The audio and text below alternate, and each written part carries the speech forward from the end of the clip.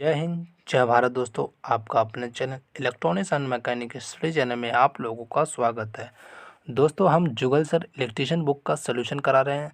दोस्तों, अगर आपने हमारी प्रीवियस वीडियो नहीं देखी है तो हमारी जो प्लेलिस्ट बनी है जुगल सर इलेक्ट्रीशियन बुक के नाम से, आप वहाँ जाकर उन सभी वीडियो को टॉपिक बाय टॉपिक देख सकते हैं, जिससे कि आपके स्टडी में बहुत ही सहायता मिलेगी। दोस्तों, अगर चैनल पर नए हैं तो चैनल को सब्सक्राइब और बेल आइकन घंटी को जरूर प्रेस करें। तो दोस्तों, आज जो हमारा टॉपिक है वह है हमारा प्रतिदीप्त टॉपिक है। इससे संबंधित जितने भी इम्पोर्टेंट क्वेश्चन उन सभी को हम इस वीडियो में पूरा देखेंगे, तो वीडियो के एंड तक बने रहें, स्किप ना करें। तो दोस्तों, चलते हैं अपने सीधे टॉपिक पर। पहला प्रश्न है, किसी मानक बल्ब की कैंडल पावर कितनी होती है? तो आपके सामने 4 ऑप्शन दिए गए, इनमें से करेक्ट आंसर कौन सा है जल्दी से बताएं दोस्तों। तो दोस्तों, उसका जो करेक्ट आंसर हुआ है हमारा ऑप्शन नंबर ए, मतलब 0.0201 वाट क्या होती है, कैंडल पावर की मान होती है। और दोस्तों, जो एक कैंडल पावर जो होता है वो होता है 1 ल्यूमेन बटे 4 पाई होता है।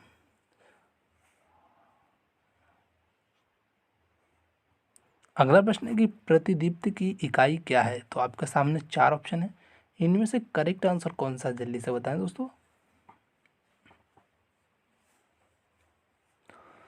तो दोस्तों, उसका जो करेक्ट आंसर है वो है हमारा ऑप्शन नंबर ए, लक्स। लक्स क्या है दोस्तों? प्रतिदीप्ति की इकाई है। और दोस्तों, जो प्रकाशित तल के जो होता क्या प्रतिदीप्त, उसके बारे में जान लेते हैं। प्रकाशित तल के इकाई क्षेत्रफल पर तल की लंबवत दिशा से पड़ने वाले प्रकाश की मात्रा उस तल की प्रतिदीप्त कहलाती है, ये उसकी परिभाषा है।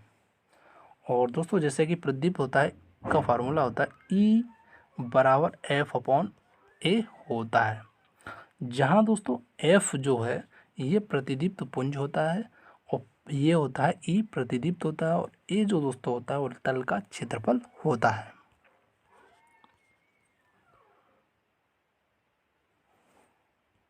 अगला प्रश्न है, यदि किसी खोखले गोले का क्षेत्रफल ए व उनकी त्रिज्या आर हो तो गोले कोण ओमेगा निम्न में से किसके तुल्य होगा? तो आपके सामने 4 ऑप्शन दिए गए, इनमें से करेक्ट आंसर कौन सा जल्दी से बताएं दोस्तों।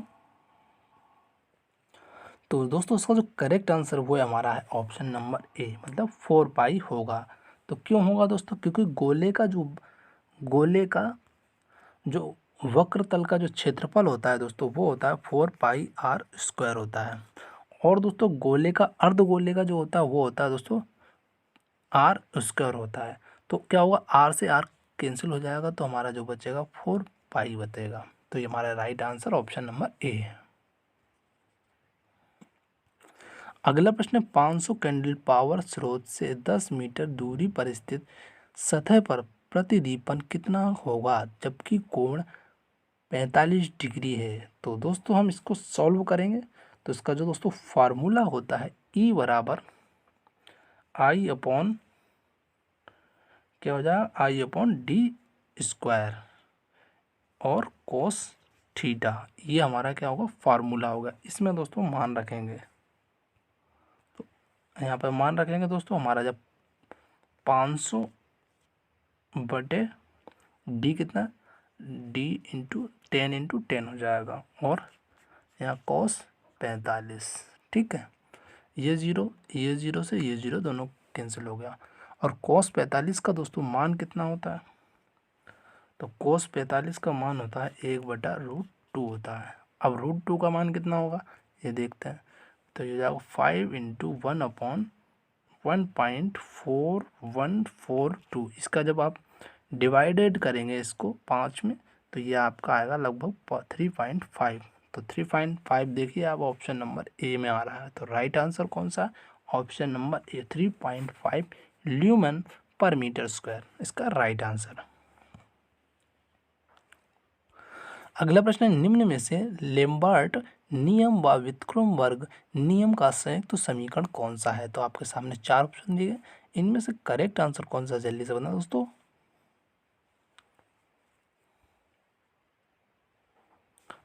तो इसका जो करेक्ट आंसर दोस्तों वो है option number c, E proportional to I upon d square cos theta.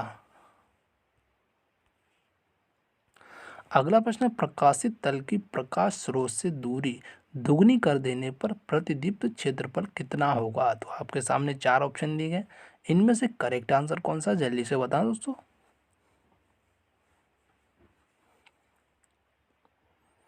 तो इसका जो करेक्ट आंसर दोस्तों होगा, क्या होगा, ऑप्शन नंबर सी, मतलब 4 गुना होगा। अगला प्रश्न, निम्न में से किस विधि में अपेक्षाकृत अधिक चमक उत्पन्न होती है। तो आपके सामने चार ऑप्शन दिए गए, इनमें से करेक्ट आंसर कौन सा, जल्दी से बता दोस्तों।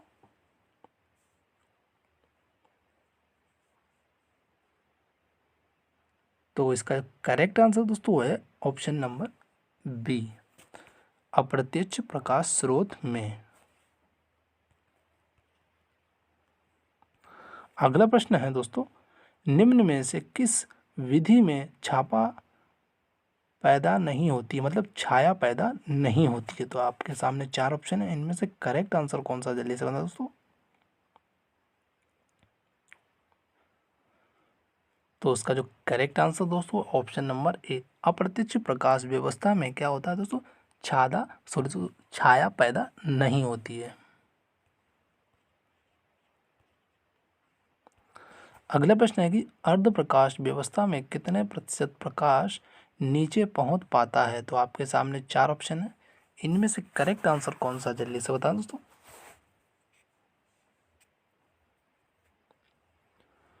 तो इसका जो करेक्ट आंसर दोस्तों वो है हमारा ऑप्शन नंबर ए, 60% से 90% क्या होता है दोस्तों, प्रकाश नीचे पहुंच पाता है।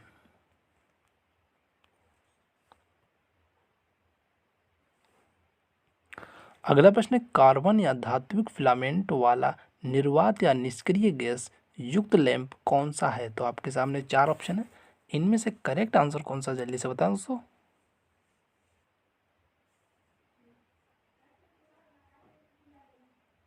इसका करेक्ट आंसर दोस्तों है ऑप्शन नंबर ए, इनकैंडिसेंट जो लैंप है ये कार्बन धातु फिलामेंट वाला निर्वात व निष्क्रिय गैस युक्त होता है।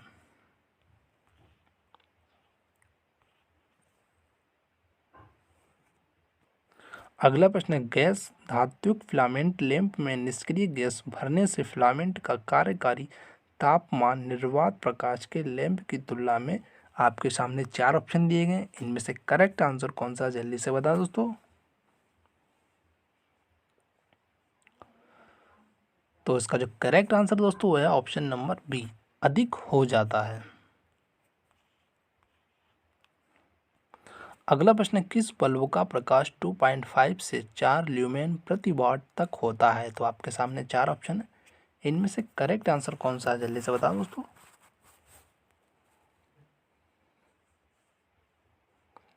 तो इसका जो करेक्ट आंसर दोस्तों वो है option number b, carbon filament का जो होता है 2.5 से लेकर 4 ल्यूमेन प्रति वाट तक होता है। और दोस्तों ये लैंप का प्रकाश बहुत ही कम होता है, इसका जो आयु होता है ये होता है 600 से 800 घंटे होता है।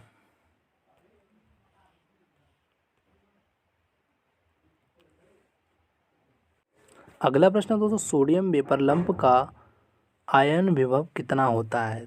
तो आपके सामने चार ऑप्शन है, इनमें से करेक्ट आंसर कौन सा, जल्दी से बता दोस्तों। तो इसका जो करेक्ट आंसर दोस्तों वह है हमारा ऑप्शन नंबर ए, कितना होता है, 5.12 वोल्ट होता है। किसका होता है, सोडियम वेपर लैंप का आयन विभव होता है। और दोस्तों इसकी जो चमक 10 से 15 मिनट में पूरी तरीके से चमक पाता है। और दोस्तों इसकी जो दक्षता होती है वो होती है 40 से 50 ल्यूमेन पर वाट होती है। और इसकी जो आयु दोस्तों होती है वह होती है 3500 कार घंटे होती है। और इसका उपयोग सड़कों के प्रकाश की व्यवस्था में किया जाता है। अगला प्रश्न है, दोस्तों फ्लोरोसेंट ट्यूब का प्रयोग कहाँ किया जाता है। तो आपके सामने चार ऑप्शन है, इनमें से करेक्ट आंसर कौन सा, जल्दी से बताओ दोस्तों। तो इसका जो करेक्ट आंसर दोस्तों है ऑप्शन नंबर सी, ए और बी, अध्ययन कक्ष व दुकानों की प्रकाश व्यवस्था में किया जाता है, सड़कों की प्रकाश व्यवस्था में भी किया जाता है, इसलिए option number c right answer है।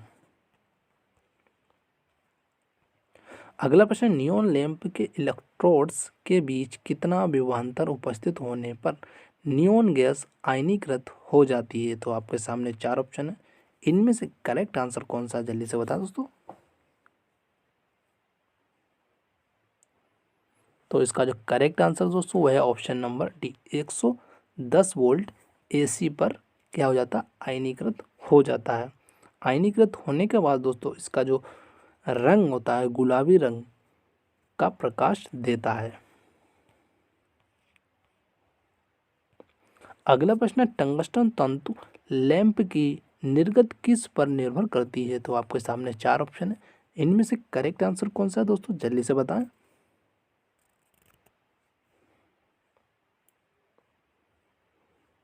तो इसका जो करेक्ट आंसर दोस्तों वो है हमारा ऑप्शन नंबर 20 राइट है, तंतु के ताप पर। अगला प्रश्न है, गैस भरे टंगस्टन लैंप के प्रचलन के लिए कितना तापमान आवश्यक है? तो आपके सामने चार ऑप्शन है, इनमें से करेक्ट आंसर कौन सा? जल्दी से बता दोस्तों।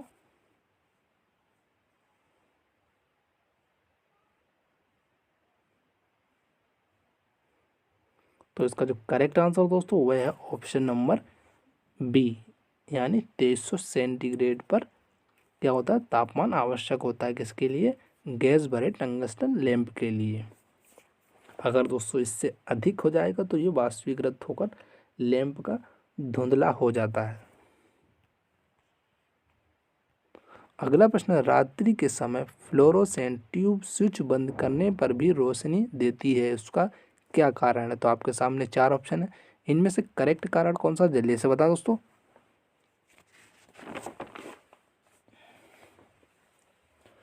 तो इसका जो करेक्ट आंसर दोस्तों वह है हमारा ऑप्शन नंबर ए, स्विच से फेज नियंत्रण ना होना।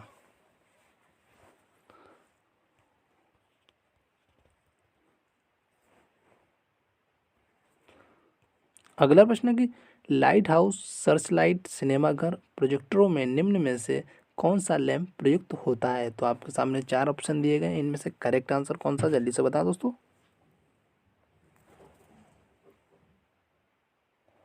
इसका जो करेक्ट आंसर दोस्तों वह है हमारा है ऑप्शन नंबर ए, आर्क लैंप का उपयोग किया जाता है। इसकी दोस्तों जो दक्षता होती है वह होती है 20 ल्यूमेन पर वाट होती है। अगला प्रश्न है, प्रतिदीप्त नली में चौक का कार्य पैदा करना है, तो उसको क्या कार्य पैदा करना है? चार ऑप्शन दिए गए, इनमें से करेक्ट आंसर कौन सा है? जल्दी से बता दोस्तों।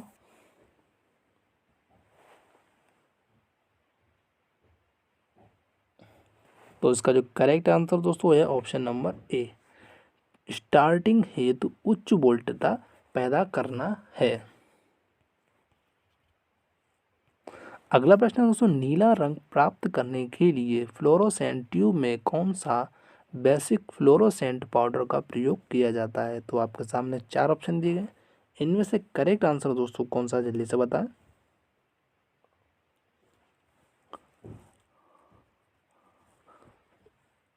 तो इसका जो करेक्ट आंसर दोस्तों option number c, calcium tungstate.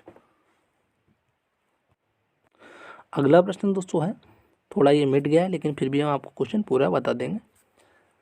एक क्रमिक श्रृंखला में फ्लेशर का उपयोग होता है, या फ्लेशर का क्या कार्य होता है? तो आपके सामने चार ऑप्शन दिए गए, इनमें से करेक्ट आंसर कौन सा? जल्दी से बता दोस्तों। तो इसका जो करेक्ट आंसर दोस्तों ऑप्शन नंबर ए, ब्रेक करना और सर्किट बनाना क्या होता है? फ्लेशर का कार्य होता है। अगला प्रश्न है, एक फ्लोरोसेंट ट्यूब की चौक कुंडली शॉर्ट सर्किट हो गई है, तो इसका क्या परिणाम होगा? तो आपके सामने चार ऑप्शन है, इनमें से करेक्ट आंसर कौन सा? जल्दी से बता।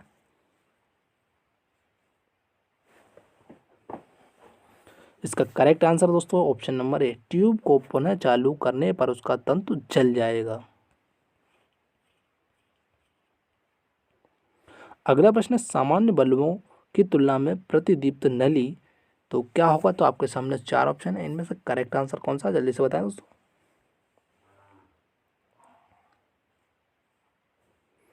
इसका जो करेक्ट आंसर दोस्तों होगा अधिक प्रकाश देती है। अगला प्रश्न है, जब प्रतिदीप्त दीप के साथ शक्ति गुणांक सुधारने के लिए कैपेसिटर प्रयोग किया जाता है तो शक्ति गुणांक कितना हो जाता है? तो आपके सामने 4 ऑप्शन है, इनमें से राइट आंसर कौन सा है जल्दी से बता दोस्तों। इसका जो करेक्ट आंसर दोस्तों वह हमारा ऑप्शन नंबर डी, यानी 100% हो जाता है। अगला प्रश्न है, एलसीडी का विस्तार रूप क्या है? तो आपके सामने 4 ऑप्शन है, इनमें से करेक्ट आंसर कौन सा है दोस्तों जल्दी से बताएं।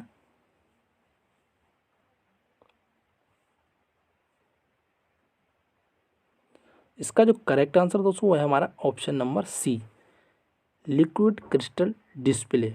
और दोस्तों जो एलईडी होता है ये डीसी पर कार्य करता है और एलसीडी जो होता है वो एसी पर कार्य करती है।